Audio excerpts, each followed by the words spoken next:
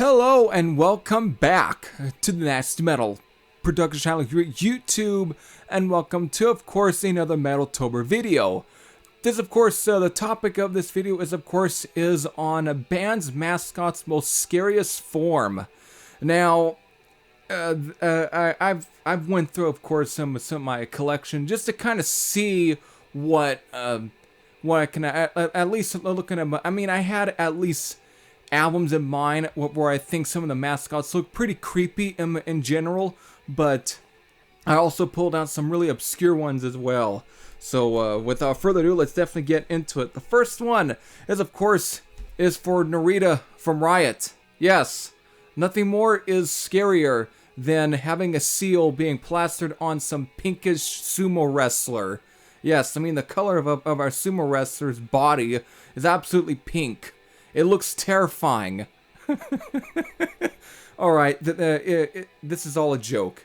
This is pretty much what was more of a joke in any way, so just to kind of leave that. Alright, the actual fucking list here is at least the first real pick here is actually for Blizzard of Oz from Ozzy Osbourne. Yes, even though Ozzy may not even be considered a mascot, but since he's mostly pretty much plastered on every single one of his albums, in many ways he does count as a mascot. And of course, this album right here, he definitely looked more creepier on the debut album than on Diary of a Madman. Even though that is my absolute favorite album, I did of course showcase this as the album of the week because of it hit its 40th anniversary. But while I love Diary of a Madman, that was definitely more of a cheesier kind of cover. Here, it looks a little more sinister. Also, since this is the 2011 CD reissue, let's actually there's actually an outtake photo which I think is even creepier. Right there. That right there probably should have been the actual cover because he just looks absolutely menacing. So, right there, he just looks fucking creepy. He just looks like pretty much a man possessed. So I would have probably gone with that one, but I guess that would have been more terrifying and probably would have more scared people away from buying the album. But still, no matter what, it's a pretty much an example of why this is probably his most scariest form on any album to begin with. Even scarier than Bark at the Moon, which was pretty much dressed as a werewolf. Great makeup though, but still something. It's a little darker on here. He just seems to come off a lot more sinister on the album cover for Blizzard of Oz on here. But I know, but I mean, they're saying, but he isn't really a mascot. He is on every single one of his albums. Therefore, he's kind of is a mascot in some ways. Alright, even though that's probably a bullshit one anyways. I guess in many ways, let's really go into the more real ones, okay? Let's get into the actual real meat of the video. Those are pretty much for just thrown-ins, okay?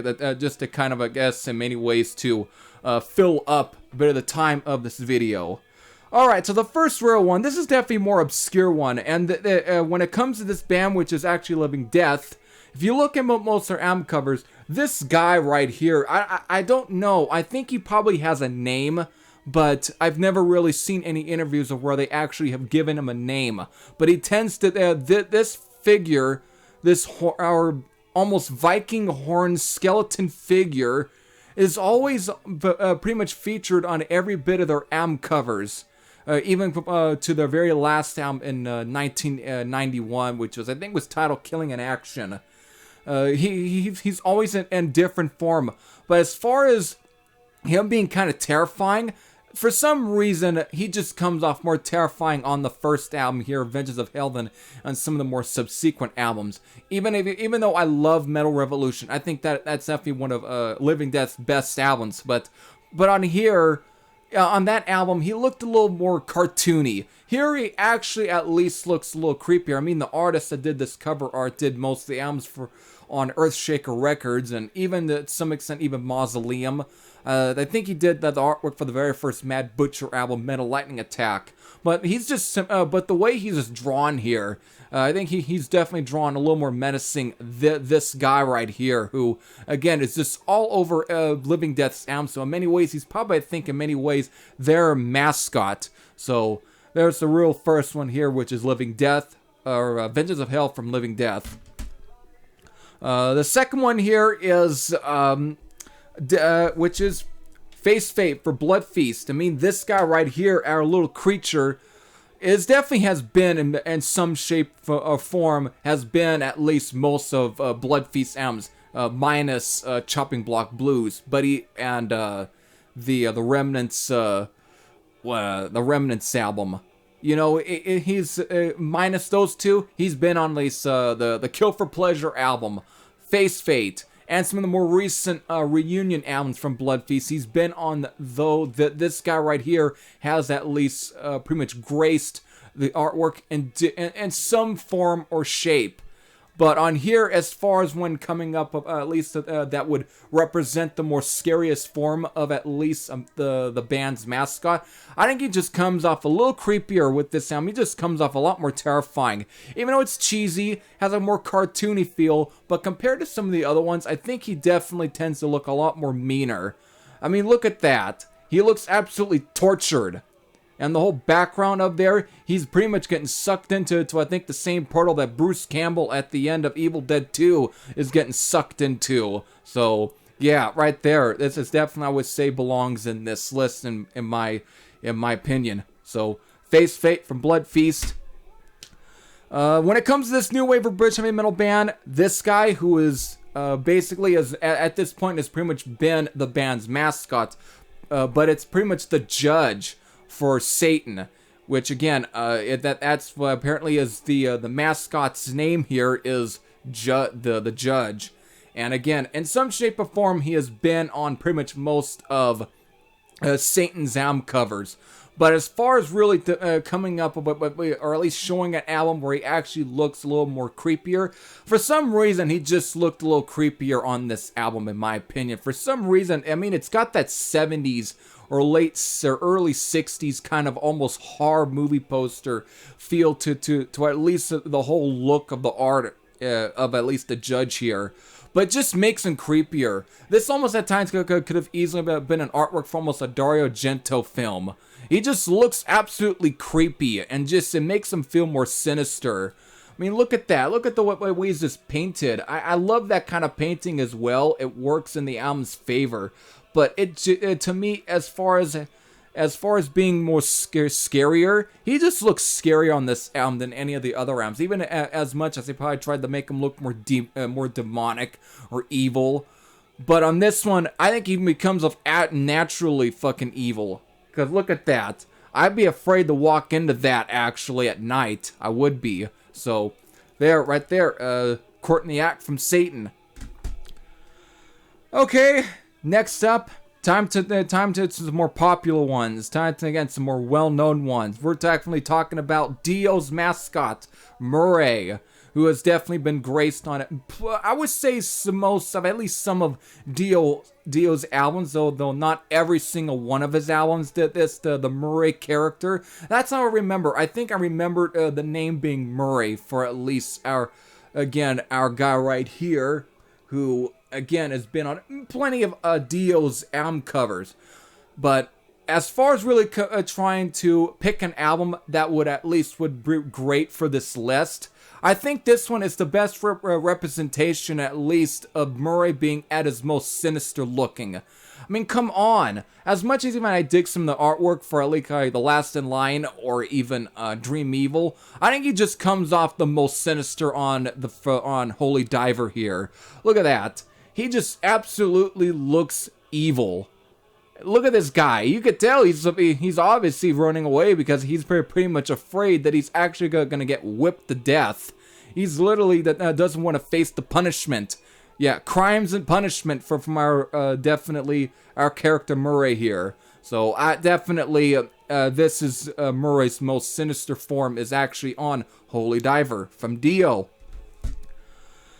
All right, so next up here. We're almost close to the end. When talking about the Snaggletooth, which of course is Motorhead's mascot, it's almost kind of, I mean, he's the Snaggletooth has mostly been at least seen as a pretty sinister character. I mean, most of the depictions of the Snaggletooth character, he's definitely has come off as being very evil, very demonic, very menacing, which definitely fit the attitude of Motorhead. But when it came to at least the artworks, at least all the variations of the Snaggletooth, I think the most sinister has to still be on Another Perfect Day. This right here is absolutely, almost even at times, very psychedelic. Just absolutely crazy and batshit nuts, but it comes off as also again, probably his most scariest form right here. Literally, very hellish. And I think compared to some of the other albums where where Joe Begno has definitely depicted the Snaggletooth character, this is, I think, on Another Perfect Day, he's just, I think, is the one where I think he comes off as the most scariest in many ways. I mean, look at this. It's literally almost like a goddamn fever dream. I swear, if anybody was ever to take LSD and was listening to this album while, of course, looking at the artwork, while tripping on it, they probably would be thinking that this right here is probably going to come alive and snatch them into this fucking whirlwind that I think that it's obviously creating with this album.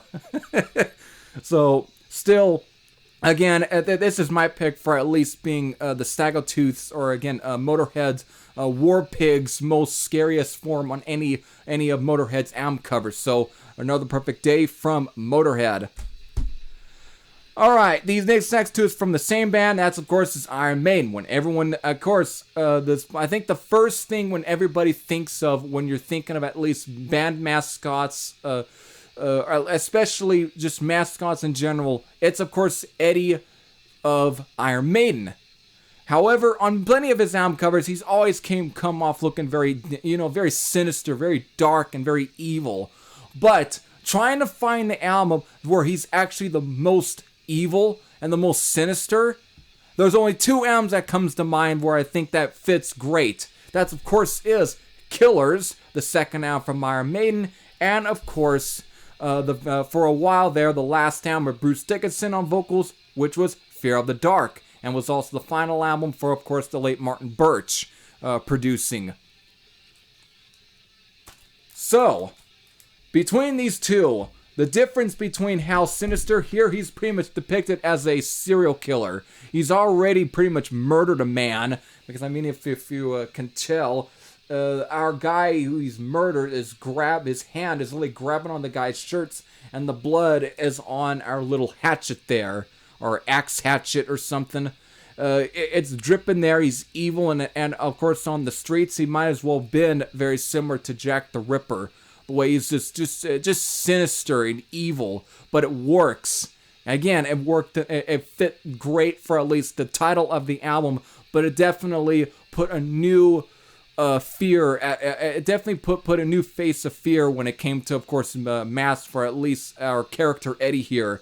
At least in terms of those who tried to really judge Iron Maiden. It definitely made them feel dangerous, and it worked every bit in their aspect. But this, of course, was at least the second album, and this, I think for a while, was probably, again, I think the most sinister until, I think Mark Wilkinson is the one that did the artwork for Fear of the Dark, where he went and basically did, I think in some ways now, it's not nearly close to as being as this horrific and sinister, but this one, as far as when it comes to horror, I think this is probably the closest to at least in a while where Eddie really looked actually evil again, but again in more horror form. I mean, the movie Pumpkinhead for some reason comes to mind. We're looking at how Eddie is depicted on here, but again he's depicted as this tree. But look at the face and the look. Mark Wilkinson, of course, definitely put some detailing on him where he actually looks he looks creepy on this one.